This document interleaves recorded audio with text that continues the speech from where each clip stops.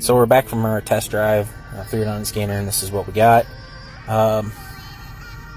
So what we've done so far was swap the coils for a different cylinder to see if it jumped to a different cylinder in the misfire code, and it did not. So that kind of eliminated the coil. We changed the plug, and that did not fix it.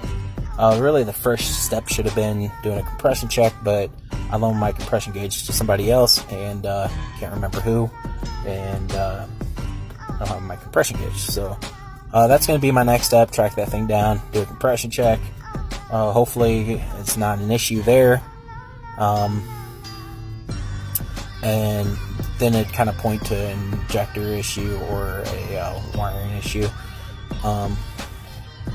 This thing's always ran pretty good, and it's not doing any of the classic symptoms like a head gasket. So I'm really hoping that it's just a dirty injector. But I'll let you guys know what I find out once I get my compression gauge back. Probably be a couple days.